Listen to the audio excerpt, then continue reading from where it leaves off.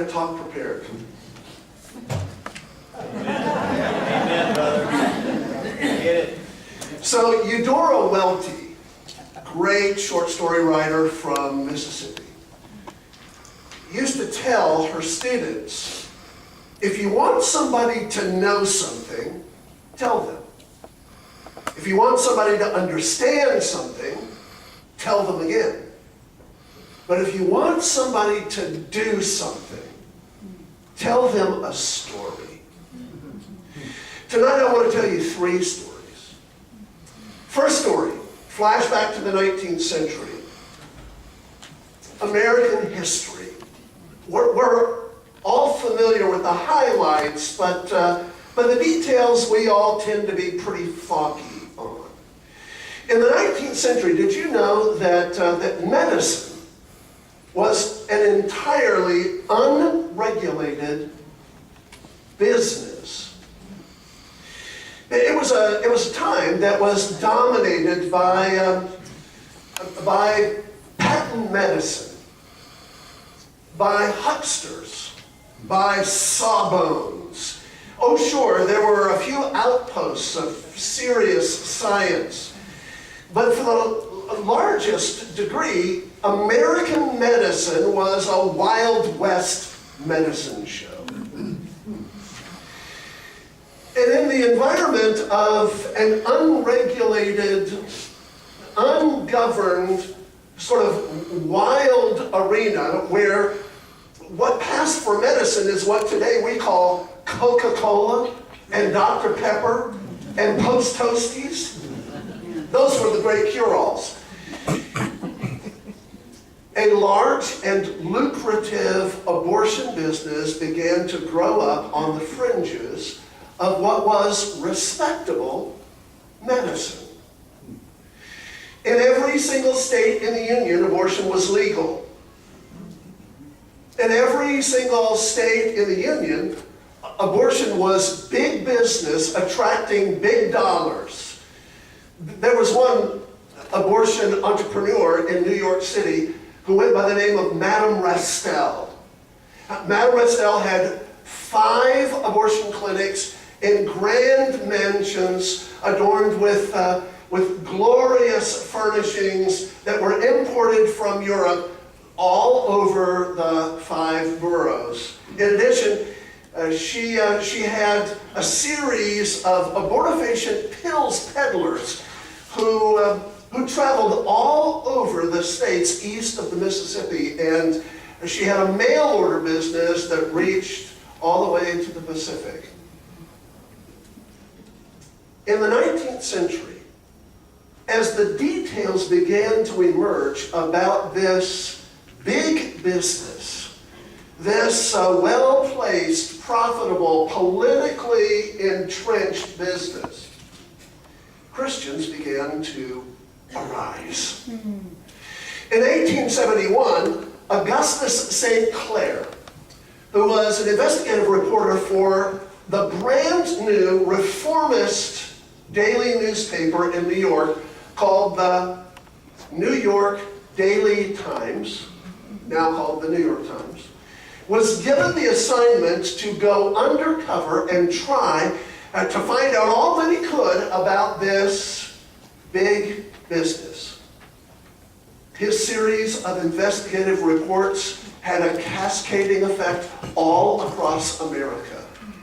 Did you know that in the 19th century, Christians arose, got involved, got engaged, changed the laws in every single state in the Union? Not only that, but they began to reform the entire medical profession. The American Medical Association and the American Bar Association and the New York Times led the way in preserving the sanctity of life. Wow. Do you know that? Okay, so here we are 40 years on in the pro-life battle. And most of our leaders, many of whom are in this room, don't know that story, which means They don't know what worked back then. They don't know how it was that this movement arose, how churches engaged, how people formed coalitions, how they exposed the wickedness and stood for righteousness and changed the entire fabric of the land. We've been trying to reinvent the wheel. Yes, sir. Story number one. Story number two. Many years ago, I was in the city of Kansas City. I was speaking for an education group. And a number of pro-lifers knew that I was going to be in town and that I had Saturday morning free, and so they conspired to kidnap me and take me to their Saturday morning protest in front of Planned Parenthood, the world's largest provider of abortion services, not just in terms of numbers of abortions, but also in the massive numbers of dollars that they rake in. Planned Parenthood is the world's most profitable nonprofit organization ever. They brought me to this Planned Parenthood facility on an early Saturday morning, and it was your typical frightening spectacle of pro-lifers. 4 or 5 little old ladies in tennis shoes, a couple of nuns who were praying. There was a lady pushing a baby buggy. It was scary, those terrorist types. My friends who brought me, though, were on an agenda. They didn't just want me to see that there were a handful of faithful believers who were standing vigil and trying to speak to people as they drove into the parking lot. They had something else in mind. So they grabbed me by the arm and took me around the corner and down the alley and toward the back of the building. And they brought me up to a large dumpster. And said, George, you need to look. You need to look in this dumpster. And so I did. And of course, there was the typical trash. There were empty ashtrays, McDonald's wrappers, and there was also a great deal of medical waste. And they asked me to open up one of the garbage bags. And I did, and under several layers of discarded gauze and other medical waste, I saw a child, a little baby girl, amidst the McDonald's wrappers and the empty ashtrays were her unseeing eyes and her broken limbs. A little girl. I reached down into the midst of the trash and I picked her up and held her in my hand. She was larger than my hand, but her feet didn't quite reach my elbow. And I held her there when a security guard came rushing out of the back door. Hey, what are you doing over there? You're not allowed back here. And of course, I turned around and ran. As any courageous warrior would do. Clutching this little baby in my arm. The security guard saw what I had. He was determined to give chase. Thankfully, he was about 350 pounds. Unthankfully, he had a weapon and a sidearm. And he pulled it out and said that he was going to shoot. And then he did. We were able to get away, and my friends piled me into a little station wagon, and we made our escape with this little girl in my lap. I had researched Planned Parenthood before that. I preached on the pro-life cause. For years before that, I had mobilized our congregation to start a crisis pregnancy center before that. But with that little girl in my lap, I would never be the same again. Third story. Do you know that abortion is normal? It's normal. Normal, by that I mean normal in a fallen world. Do you know that every single civilization of ancient antiquity practiced abortion? Every single one of them. The Greeks, the Romans, the Persians, the Egyptians. The Egyptians used the collagen from aborted babies for their cosmetics. The Polynesians, the Chinese, they all invented very creative ways of ridding themselves of unwanted children. All of the great minds of the ancient world, Plato, Aristotle, Herodotus, Xenophon, they all spoke on the subject and spoke positively about the need to regulate the unwanted populations. As a result, throughout all of history, the specter of child killing has always been a normal part of the mission of God's people to stand up and speak prophetically against. In the earliest church, it was Christians who went out to the infanticide walls. Those walls set outside of every Roman city where children were abandoned to be exposed to the elements or to wild foraging beasts. And it was Christians who rescued those babies and brought them home and raised them as their own. It was Athanasius in the great city of Alexandria who marched the church right after divine services to go to the edge of town and literally tear down the infanticide walls with their own bloody hands. Every single great missions movement that the church has ever known, from Cyril and Methodius in the 9th century, all the way across the boards to the great pursuit of the ends of the earth in the 19th century, the specter of child killing, the specter of horrific euthanasia and abortion has constantly confronted the church. You can't tell the stories of our great missionaries. It doesn't matter if it's J. Hudson Taylor or Amy Carmichael. It doesn't matter if we're talking about the pioneer missionaries that went out from Scotland in the 19th century. They all had to face the reality that man in his heart is bound in a covenant with death. We dance to the cadences of death, according to Jeremiah. According to Isaiah, death is our beacon.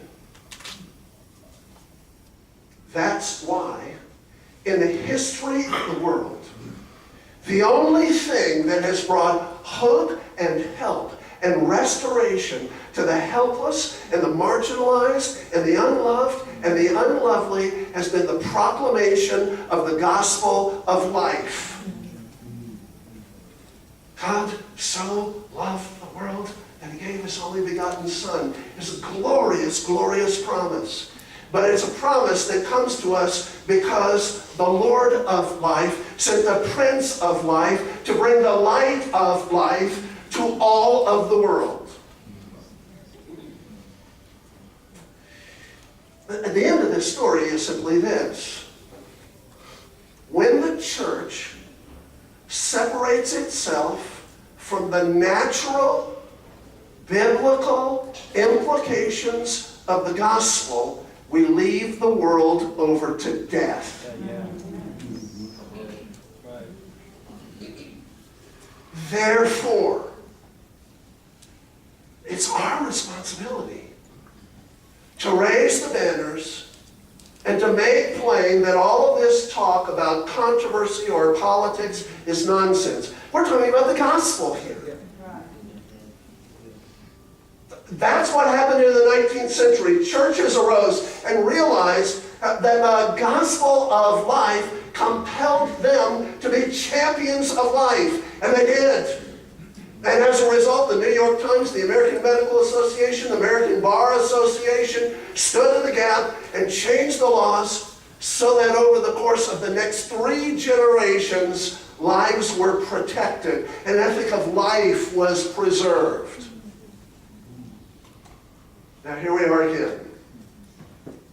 Years ago, I had the opportunity to debate the president of Planned Parenthood Federation of America on national television, no less, in the Ed Sullivan Theater at the time when it was just being renovated for David Letterman.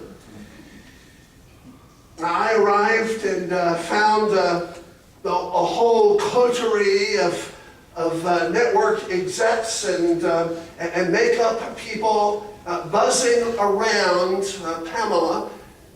I had just walked the 2 blocks from my miserable Midtown Manhattan hotel in the rain. I looked like a drowned rat, and they set me in a hallway on a stool and tossed me a towel. I knew the stage was set for a difficult evening. When the debate began, it was the typical pro-life, pro-abortion debate. We played percentage point ping pong. We traded statistics. I did notice, however, that the more polite I was, the more it irritated her. So I decided to just pour it on. I started saying things like, y'all. I really drenched my accent with lots of Tennessee charm. And I noticed that irritated her very much, which I loved. I also noticed that when I didn't interrupt her, when I answered her politely, that it really put her on edge. Her neck started to tense up. She started frowning a great deal. And I thought, this is wonderful. At one point, I actually leaned over and gave her a little hug. You know, one of those little sideways Christian hugs that we do 3 pats for the Trinity. I thought she was going to jump out of her skin. She just couldn't handle it. And finally, she just lost it completely. What is it with you people? Don't you realize you have lost? This is over. The discussion isn't even going on anymore. The fat lady has sung. I said, Pamela. Don't you understand? It's not over when the fat lady sings. It's over when the trumpet sounds.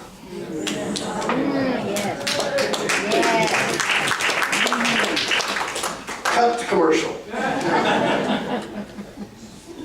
We've got to understand that this is not a marginal political issue. This cuts to the heart of the very fabric of freedom. This is why America has been set apart to export to the world the hope of freedom and opportunity and liberty. It's the very fabric of what it is that makes us the hope of the nations. If we abandon this, then we have abandoned all. We're the choir in here. It's time for us to sing. Yes. It's time time for us to sing.